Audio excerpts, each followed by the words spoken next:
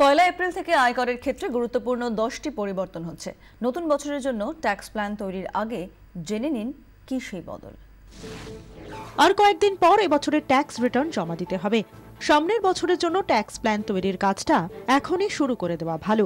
সেই কাজে হাত দেওয়ার আগে জেনে নিন পয়লা এপ্রিল থেকে আয়করে কি বদল আসছে। 2.5 থেকে 5 লক্ষ টাকা বার্ষিক আয় করের হার 10% থেকে কমে 5% হচ্ছে, যার মানে 12,500 টাকা পর্যন্ত কর সাশ্রয় হবে আপনার। এবার 3.5 লক্ষ টাকা পর্যন্ত আয় 2,500 টাকা ট্যাক্স রিবেট, অর্থাৎ বছরে 3 লক্ষ টাকা পর্যন্ত আয় করমুক্ত। আগামী অর্থবর্ষে 50 লক্ষ থেকে 1 কোটি টাকা পর্যন্ত আয়ে করের ওপর 10% সারচার্জ গুনতে হবে। স্থাবর সম্পত্তির ক্ষেত্রে লং টার্মের মেয়াদ 3 বছর থেকে কমে 2 বছর করা হচ্ছে। ফলে সম্পত্তি কেনার 2 বছর পরই তা বিক্রি করলে করের হার কমে দাঁড়াবে 20%। সম্পত্তির মূল্যায়নে মুদ্রাস্ফীতির প্রভাব হিসাবের ভিত্তিবর্ষ পয়লা এপ্রিল 1981 বদলে পয়লা এপ্রিল 2001 করা হচ্ছে। NHAI এবং REC বন্ড ছাড়াও বিভিন্ন নোটিফাইড বন্ডের মূলধনী লাভের পুনর্বিনিয়োগে কর ছাড়ের সুযোগ মিলবে। 5 লক্ষ টাকা পর্যন্ত বার্ষিক আয়ে এক পাতা সরল ট্যাক্স রিটার্ন ফর্ম পূরণ করলেই চলবে। আগামী আর্থিক বছরের আয়কর 31 ডিসেম্বর 2018-র মধ্যে জমা না দিলে 5,000 টাকা জরিমানা দিতে হবে। তারপর জরিমানা বেড়ে দাঁড়াবে 10,000 টাকায়। পয়লা এপ্রিল থেকে লিস্টেড শেয়ার ও ফান্ডে প্রথম বিনিয়োগে কর ছাড়ের জন্য ঘোষিত Rajiv Gandhi equity savings scheme উঠে যাচ্ছে। ট্যাক্স রিটার্নে বদলের সময়সীমা 2 বছর থেকে কমে 1 বছর হচ্ছে। কর বাঁচানোর হিসেব কষার আগে এই 10টি বিষয় অবশ্যই মাথায় রাখার পরামর্শ দিচ্ছেন বিশেষজ্ঞরা। ব্যুরো রিপোর্ট 24 ঘন্টা। ভাঙা সংসার জোড়া লাগান তিনি। 328টি ডিভোর্স রুখে দিয়েছেন কৃষ্ণনগরের বাবলি মুখার্জি। শুধু কৃষ্ণনগর বা নদিয়াই নয়, গোটা রাজ্যে কাউন্সেলিং করেন তিনি।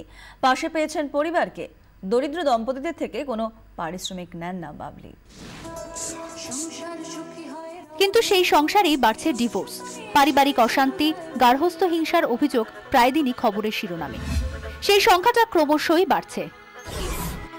দিল্লি, মুম্বাই বা কলকাতার মতো মেট্রোপলিটন শহরে প্রতি বছর কোর্টে প্রায় 9,000 ডিভোর্স মামলা দায়ের হয়। বিয়ের প্রথম 3 বছরে প্রায় 85% বিয়ের পরিণতি দাঁড়ায় বিচ্ছেদে। 25 থেকে 35 বছর বয়সী দম্পতিদের মধ্যে ডিভোর্সের সংখ্যাটা বেশি। 1000টি বিয়ের মধ্যে 11টি ক্ষেত্রে ছাড়াছাড়ি হয়ে যায়।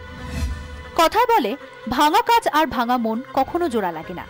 কিন্তু সেই অসাধ্য সাধনটাই করে চলেছেন কৃষ্ণনগরের বাবলি মুখার্জি। ভাঙা সংসার জোড়া লাগানোর কাজ করে চলেছেন বাবলি। এ পর্যন্ত 328টি সংসার জোড়া লাগিয়েছেন তিনি। স্বামী স্ত্রী যে ডিভোর্স হয়ে যাচ্ছে সমাজে, যে ক্যান্সারের মতো যে একটা রোগ, এই রোগ মানে এই ব্যাধিটার আমি মূল ওষুধ হতে চাইছি। আমার মতো হ্যাপি, আমার মতো খুশি আরো 5টা মহিলা হোক এবং স্বামীও হোক। কেমন করে এই অসাধ্য সাধন করে চলেছেন ঘূর্ণির এই বাসিন্দা? বিচ্ছেদের মামলা চলছে এমন দম্পতিদের কাউন্সেলিং করেন বাবলি। শুধু কৃষ্ণনগর বা নদিয়াই নয়, গোটা রাজ্যে এই কাউন্সেলিং করেন তিনি। পাশে পেয়েছেন পরিবারকে। সমস্যা হলে সাহায্য করে পুলিশ প্রশাসনও। দরিদ্র দম্পতিদের থেকে কোনো পারিশ্রমিকও নেন না তিনি।